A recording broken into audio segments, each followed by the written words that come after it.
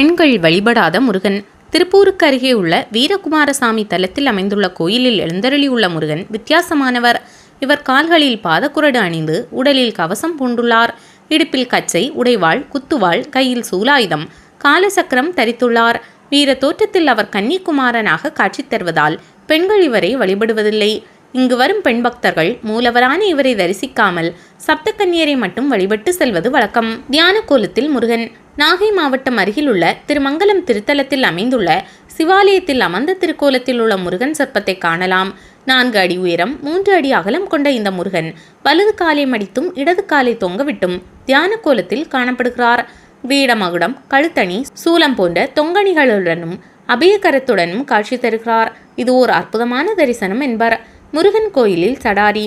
பஞ்சவேல் முருகன் கோயில் பல்லடம் மலைப்பாளையம் அருகில் உள்ளது. நடுவில் ஒரு வேலும் அதை சுற்றி 4 வேல்களும் நடப்பட்டிருக்கின்றன. நடுவில் இருக்கும் வேலை தரையிலிருந்து பெயர்த்து எடுக்க முடியாது. இந்த 5 வேல்களுக்கும் தினமும் அபிஷேகம், ஆராதனைகள் நடைபெறுகின்றன. 5 வேல்கள் இருப்பதால் இக்கோயிலை பஞ்சவேல் முருகன் கோயில் என்று போற்றுகிறார்கள். தாமரை மீது முருகன். விழுப்புரம் மாவட்டம் கீழ்பெரும்பாக்கத்தில் பசுவதீஸ்வரர் கோயில் அமைந்துள்ளது. இங்குள்ள வெற்றி முருகன் சன்னதி வித்தியாசமானது. இங்கு அருள்புரியும் முருகப்பெருமான் தாமரை மலர் மீது அமர்ந்து ஒரு கரத்தில் வஜ்ரம் கொண்டுள்ளார். வஜ்ராயுதம் இருப்பதால் சக்தியின் அம்சமும், தாமரை மலர் மீது அமர்ந்துள்ளதால் கலைமகள் அம்சமும் கொண்டு திகழ்கிறார். இவரை வழிபட வீரத்திலும் கல்வியிலும் சிறந்து விளங்கலாம் என்பர். சடாரி சாத்தப்படும் முருகன் கோயில் திருவண்ணாமலை மாவட்டம் போளூர் தாலுகாவில் அமைந்துள்ளது. குன்னத்தூர்.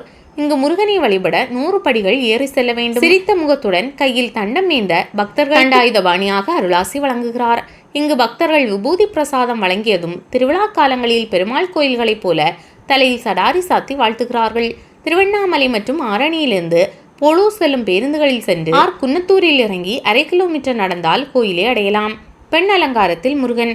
கோவை மாவட்டத்தில் உள்ளது சீரவை. இங்கு கோயில் கொண்டு அருள்புரியும் முருகப்பெருமான் திரு தண்டு ஊன்றிய கோலத்தில் காட்சி தருகிறார். விசேஷ நாட்களில் முருகப்பெருமானை வேடன், ராஜர் மற்றும் பெண் போன்ற கோலங்களில் அலங்காரம் செய்வர்.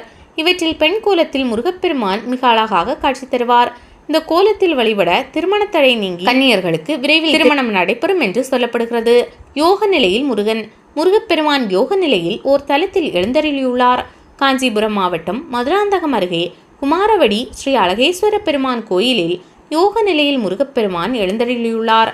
இந்த தலம் வந்து வழிபடுவோருக்கு ஞானம் சித்திக்கும் என்பர்.